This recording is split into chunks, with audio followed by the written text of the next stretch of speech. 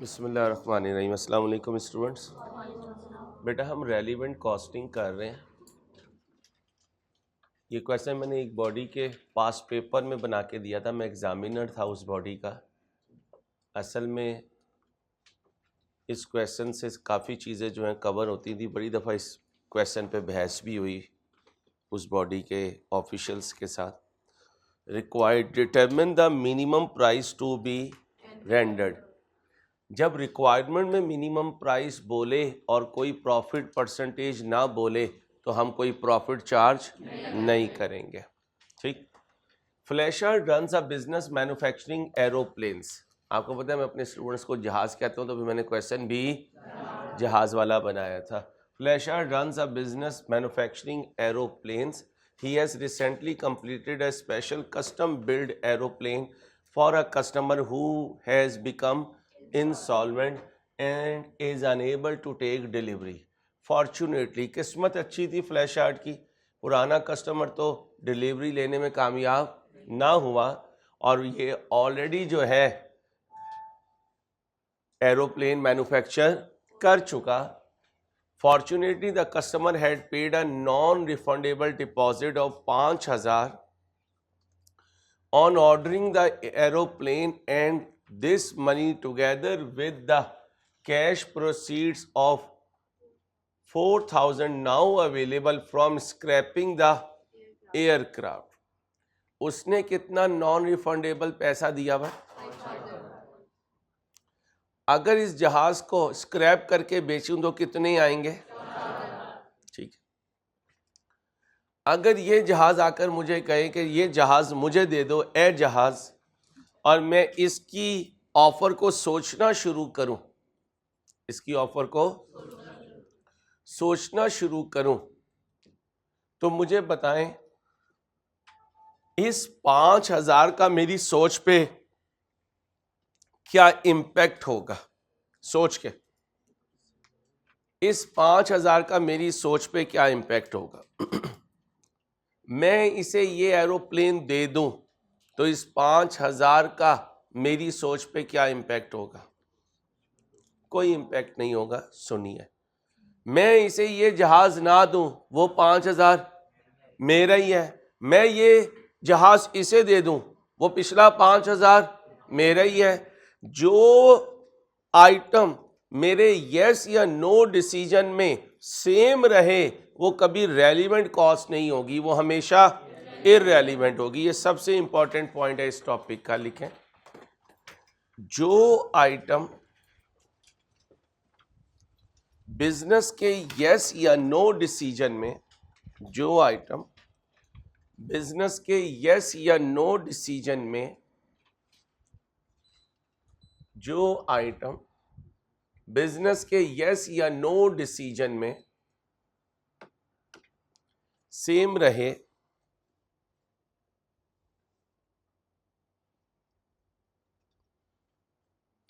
जो item business के yes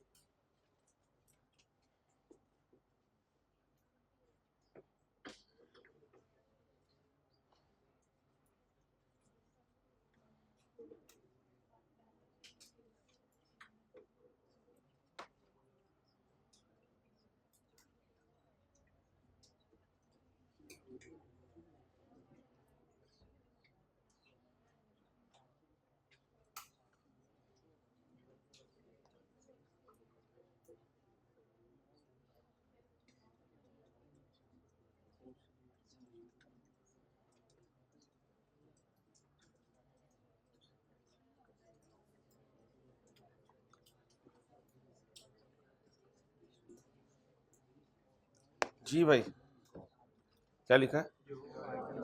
जो आइटम यस या नो डिसीजन में सेम रहे वो कभी रेलिवेंट आइटम नहीं होगी, वो हमेशा इररेलिवेंट आइटम होगी। अब ध्यान से सुने, अगर मैं ये जहाज इस नए कस्टमर को ना दूं तो मुझे स्क्रैप करके कितने पैसे आएंगे? 4,000। अब अगर मैं इस कस्टमर को कोई कोटेशन बना के दे रहा हूं तो उसे क्या कहूंगा? भाई अगर ये जहाज मैं तुम्हें दूं तो 4,000 रुपये मुझे नहीं आएंगे, और अगर तुम्हें ना दूं तो 4,000 मुझे आएंगे। भाई ये जहाज तुम्हें देने की वजह से मैं 4,000 से कंप्रोमाइज कर रहा हूं। भाई ये जहाज मैं तुम्हें देने की वजह से 4,000 से कंप्रोमाइज कर रहा हूं। यानी अगर इसे ना दूं जहाज तो 4,000 आएंगे, और अगर इसे दे दूं तो ये 4,000 नहीं आएंगे। यस या नो में सेम है या डिफरेंट है? डिफरेंट है। तो ये रेलिवेंट कॉस्ट है, इररेलिवेंट कॉस्ट। आ रहा हो और किसी वजह से ना आए उसे क्या कहते हैं? क्या कहते हैं? क्लियर हो गया? अब आगे आए। Flashheart suddenly met a new customer Bob. Flashheart को कौन मिला? बॉब मिला। ये बॉब पुराना कस्टमर नहीं है, नया है।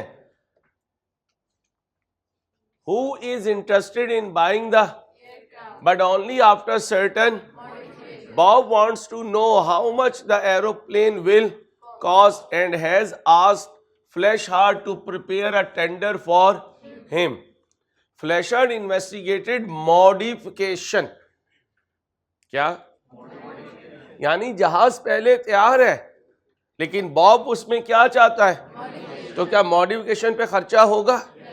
सोच के बताना, ये ओरिजिनल जहाज बनाने का खर्चा है या मॉडिफिकेशन का? मॉडिफिकेशन का। ये मॉडिफिकेशन का खर्चा है।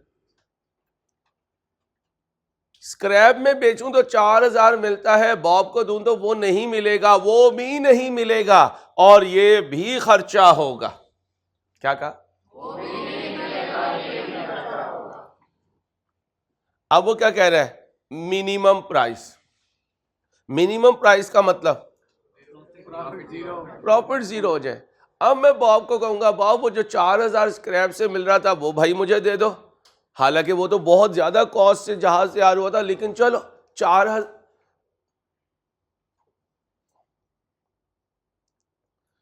4,000 मिल रहा था वो मुझे दे दो, और साथ जो मैं मॉडिफिकेशन का खर्चा कर रहा हूं ये मुझे दे दो, ताकि मेरा गुजारा 0-0 पे हो जाए। मेरा गुजारा 0-0 पे हो जाए। तो ये जहाज बनाने की कॉस्ट नहीं है, बल्कि जहाज की। आओ, अब उसने कहा बताओ जी क्या क्या खर्चा है। पहले तो उसे कहूंगा भाई मटेरियल ए है। क्या है? Material A. डिटेल में कितना लिखा हुआ है? 5 kg। स्टॉक में कितना है? ओरिजिनली कितने का खरीदा था? ये सारी कहानी बाद में पढ़ा करें, पहले ये पढ़ा करें रेगुलर यूज है या रेयर यूज है। क्या लिखा हुआ है? एसेंशियल पार्ट का मतलब रेगुलर यूज, कंटिन्यूअस यूज। इसके लिए सारा पढ़ने की जरूरत ही नहीं है। रिप्लेसमेंट कॉस्ट अब ढूंढे, आज कितने का मिलेगा? आज कितने का मिलेगा? 130 का मिलेगा। पुरानी प्राइस मैटर नहीं करती, आज जितने का मिलेगा वो मैटर करती है। कितनी? 130। कितने केजी चाहिए? 5। एक कितने का? 130। कितना बना? 600। मैं अकेला तो नहीं हूं। मटेरियल बी कितना चाहिए? 10 kg। कितना? कहते हैं ये जो 150 लिखा हुआ है ना, ये मटेरियल बी की प्राइस है, जो उसकी हिस्टोरिकल कॉस्ट है, उन केजी की जो स्टॉक में पड़े हुए कितने, 10 केजी। फ्लैशर्ट बी अपने कस्टमर को कितने का बेचता है एज अ सेपरेट एसेसरी। अब मुझे बताएं, he has recently been buying stock at and selling them for 200। आप जरा ध्यान से सुने, प्राइस कितनी है 1 केजी, 150, और ये 150 कब की है, माजी की। कब की है, माजी में कितने खरीदे थे। फ्लैशर नॉर्मली सेल करता है बी अपने कस्टमर को कितने का, सेपरेट एसेसरी, और कितने का बेचता है, 200 का। कितने का बेचता है। अब अगर ये चीज स्टॉक में है, ये चीज स्टॉक में है और मुझे जरूरत पड़ गई अपने बॉब कस्टमर के लिए, और मैं डिपार्टमेंट से कहता हूं भाई ये मुझे दे दो, तो वो क्या कहेगा, भाई तुम्हें कैसे दे दें, ये तो मार्केट में बिक सकता है कितने का, 200 का बिक सकता है। कितने का बिक सकता है, 200 का बिक सकता है। तो आप क्या कहोगे, ठीक है भाई, जो तुम्हें बाहर से मिल रहा है वो तुम मुझे चार्ज कर दो, ये आइटम मुझे दे दो। कितने की, कितने की, 200। कितने की, 200 की। अच्छा, he has recently been buying stock at 160।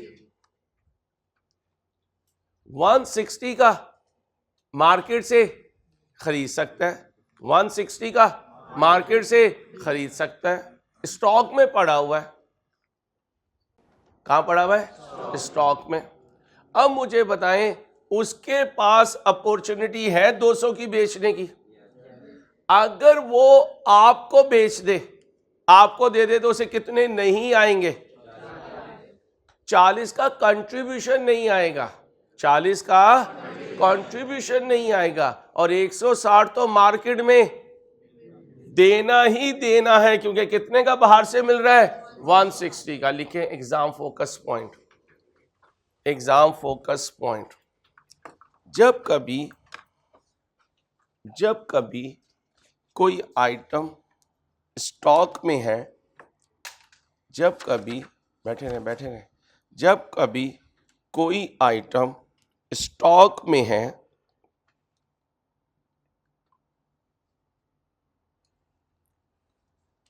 जब कभी कोई आइटम स्टॉक में है और उसकी कोई सेलिंग प्राइस है, और उसकी कोई सेलिंग प्राइस है, और उसे मार्केट से खरीदा भी जा सकता है,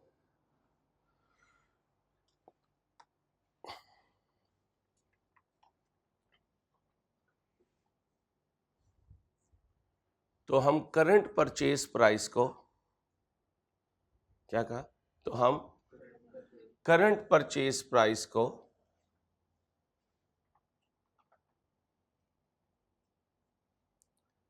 कंपेयर करेंगे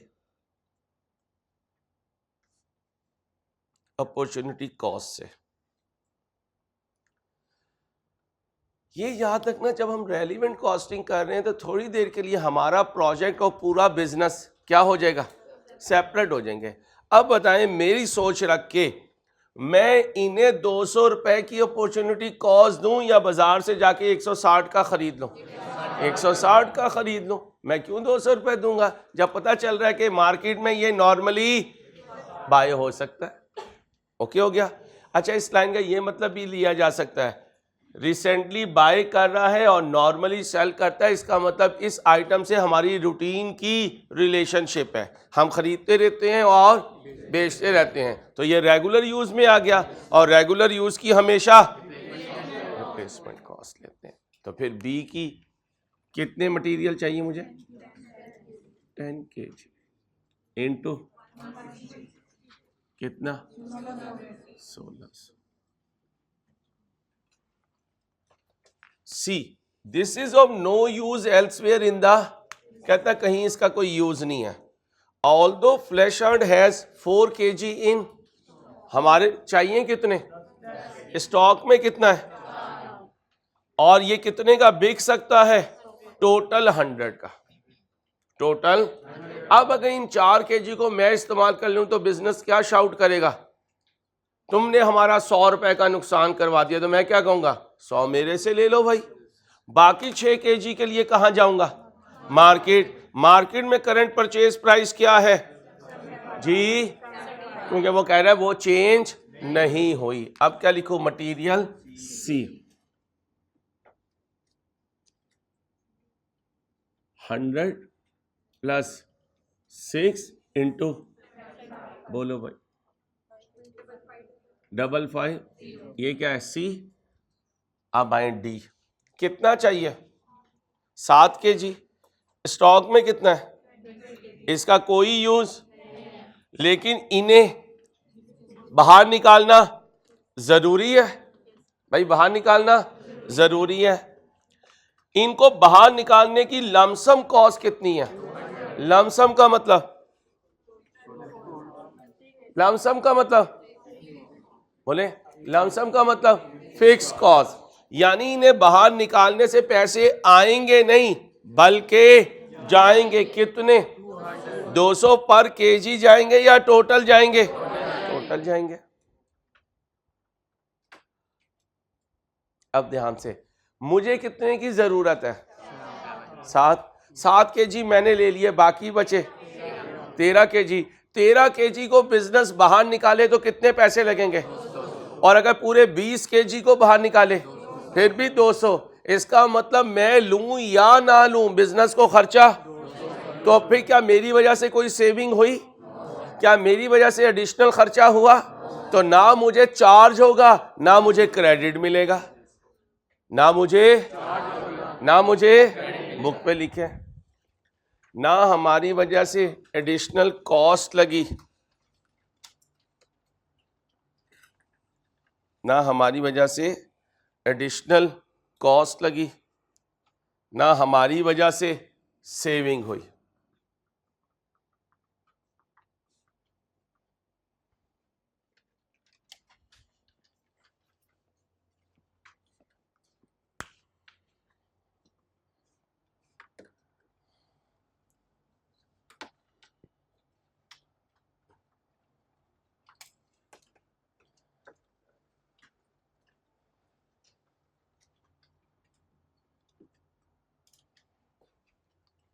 ओके हो गया, तो मटेरियल डी कितना, बोले नील।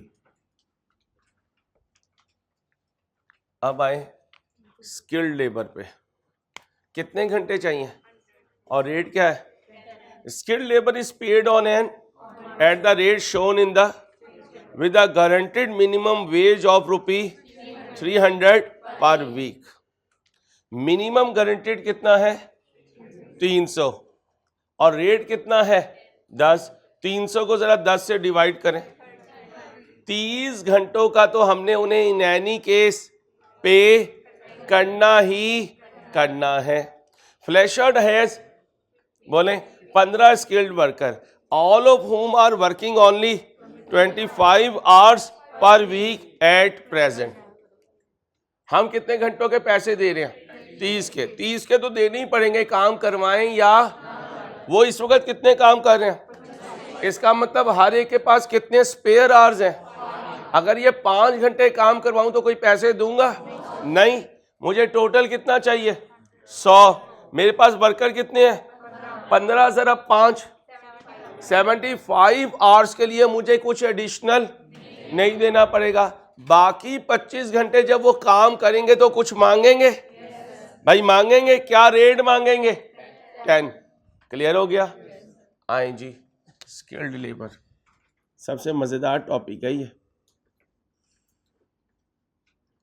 टोटल कितने हैं 100 माइनस 15 ज़रफ़ 5, ये क्या है एडिशनल आवर्स, जिनके लिए कोई स्पेयर या आइडल आवर्स नहीं है। अब काम करेंगे तो इतने कोई पैसे दूंगा, कहीं ओवर टाइम तो नहीं कहा, तो क्या रेट दूंगा 10 रुपए घंटा। कितना बना 250।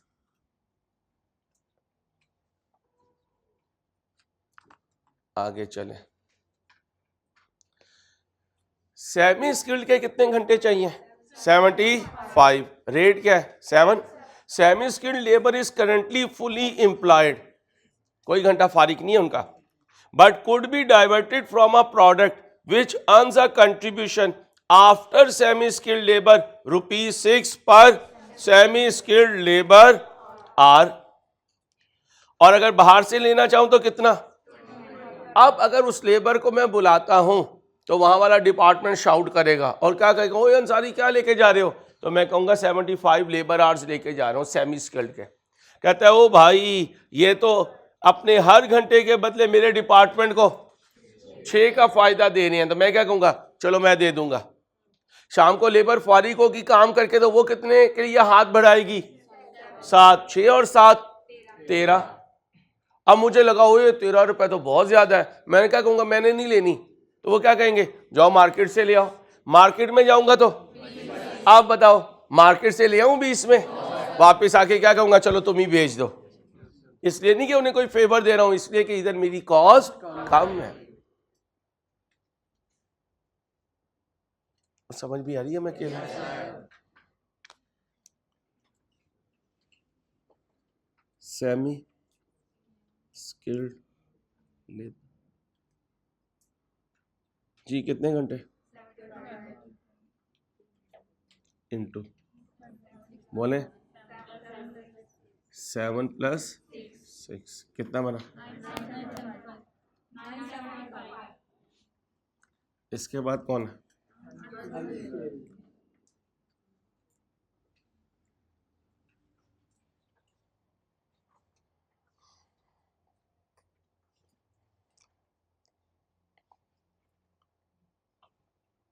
Unskilled labour is hired on a casual basis का मतलब जब जरूरत हो जब ले आएंगे। तो कितने घंटों की जरूरत है? 80। और रेट क्या है? तो कर दो 80 × 5 400। इसके बाद क्या है? Variable FOH. आओ वेरिएबल एफओएच रिकवरी रेट याद करो, एब्जॉर्प्शन रेट का दूसरा नाम variable FOH recovery rate 3 per hour work. Skilled, semi, unskilled या तीनों? तीनों साइलेंट हो तो तीनों। अब तीनों घंटे जमा कर लें, 100, 75, 80। वेरिएबल एफओएच पहली फिगर बताएं, दूसरी, तीसरी 85 इंटू वेरिएबल एफओएच का रेट इधर है 3, कितना बना? 765। क्योंकि वेरिएबल एफओएच जो भी होंगे वो सारे इंक्रीमेंटल होंगे। अब जरा ध्यान से पढ़ें। The fix overhead absorption rate of 2 per hour is design to cover general overhead of the whole business of. पूरे बिजनेस के फिक्स फैक्ट्री ओवरहेड कितने हैं? हम ना हुए तो फिर भी होंगे, हम होंगे तो इस ओवरहेड की निशानियां लिख लें। General overhead, general overhead, allocated overhead, general overhead, allocated overhead,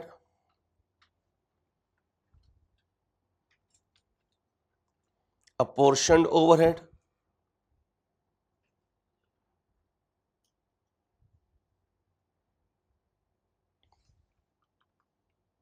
head office cost share,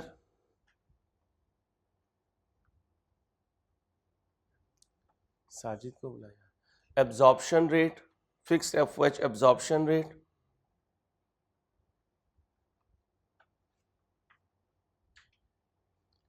overheads on the basis of activity based costing, overheads on the basis of बोले activity based costing.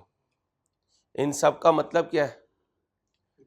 Irrelevant fixed overheads. इन सब का मतलब क्या है? Irrelevant fixed factory overhead. लिख लिया? ये कौन से फिक्स ओवरहेड्स हैं? अब लिखें रेलिवेंट फिक्स ओवरहेड्स के क्या नाम है? रेलिवेंट फिक्स ओवरहेड्स के क्या नाम है? इंक्रीमेंटल फिक्स्ड ओवरहेड्स,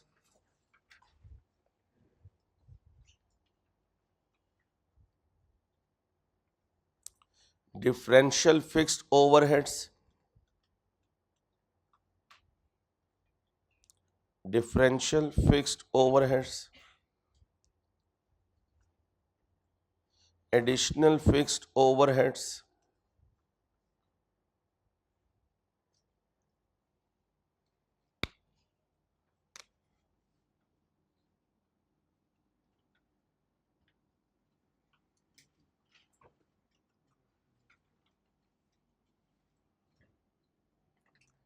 आईएनजी क्या कहता है?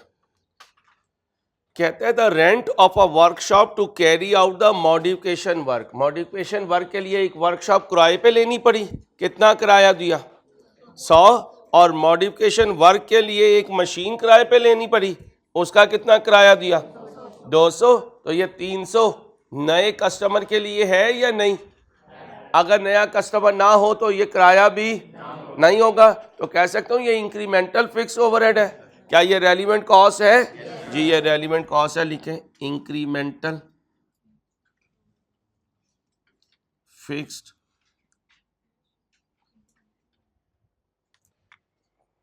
सौ और 200 है, जमा कर दें जी, ये पकड़ने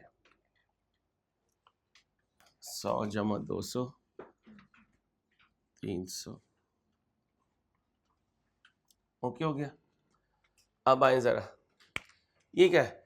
कॉस्ट ऑफ प्रिपेयरिंग, ये फ्लैश आर्ट जो है ना ये अबू बकर है और मैं बॉब हूं। अगर इस फ्लैश आर्ट ने ये कोटेशन मुझे बनाकर दी और मेरा दिल नहीं माना और मैंने इसे ऑर्डर नहीं दिया, तो क्या इस बिड बनाने की जो भी कॉस्ट है, कंप्यूटर का पेपर है, प्रिंटिंग कॉस्ट है, वो वापस आ जाएगी? इसका मतलब एक्सेप्ट हो तब भी इनकर हो गई, ऑर्डर ना मिले तब भी इनकर हो गई। जो यस नो दोनों में सेम रहे वो कभी रेलिवेंट नहीं होती, वो हमेशा, तो इसे कभी नहीं लेना। आगे आ जाए, अगर ऑर्डर ना मिला तो 4000 आ जाएंगे, और अगर ऑर्डर मिल गया तो 4000 नहीं आएंगे, तो ये मेरी, तो यहां लिखे अपॉर्चुनिटी कॉस्ट। मैं अकेला तो नहीं हूं, कितना? 4000। प्रॉफिट तो नहीं ऐड करना, जमा कर दे 94। ये कौन सी कॉस्ट है? Minimum price. ये क्या है? Minimum price.